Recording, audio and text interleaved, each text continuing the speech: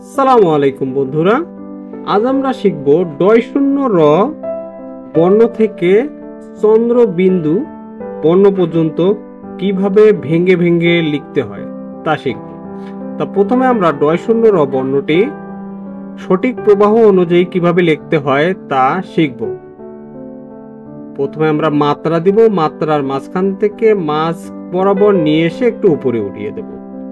তারপরে আমরা ফাইনালি লিখব কিভাবে লিখতে হয় ডয় শূন্য র। প্রথমে মাত্রা দেব, মাত্রার মাঝখান থেকে অর্ধেক বরাবর নিচে নিয়ে এসে একটু উপরে উঠিয়ে পেঁচিয়ে নিচের দাগ ছুঁয়ে উপরে উঠিয়ে দেব এবং নিচের শূন্যটা দিয়ে দেব।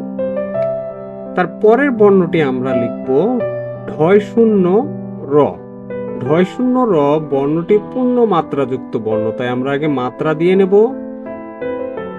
মাত্রা দেব, মাত্রার এখান থেকে সোজা নিচের দাগ বরাবর একটি দাগ দিই।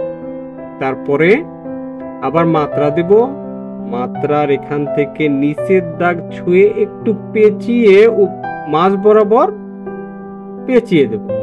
হয়ে গেল ঢয় শূন্য র। তারপরে বর্ণটি আমরা লিখব অন্তস্থ অ।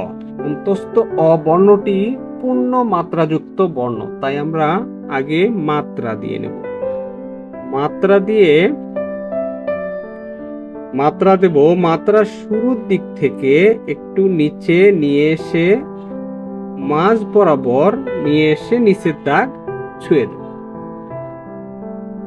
তারপরে আমরা ফাইনালি অন্তস্থ অ বর্ণটি লিখব।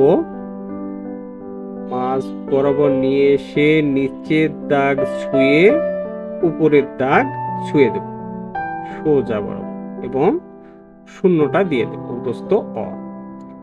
তারপরে বর্ণটি আমরা লিখব খণ্ডত।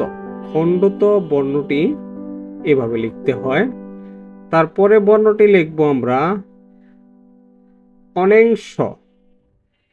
অনেংশ বর্ণটি গোল করে একটি বৃত্ত দেব, তারপরে বাঁকা করে একটি চিহ্ন দিয়ে দেব। তারপরে বিসর্গ। বিসর্গ গোল দুটি সুন্দর করে সমান করে দিয়ে দেব। তারপরে শেষ বর্ণটি আমরা লিখব চন্দ্রবিন্দু। চন্দ্রবিন্দু বর্ণটি সবসময় বর্ণের উপরে হয়, বিধায় আমরা উপরের দিকে চন্দ্রবিন্দু বর্ণটি লিখব। লেখাগুলি যদি ভালো লেগে থাকে তাহলে কষ্ট করে একটি লাইক দিবেন। ধন্যবাদ সবাইকে।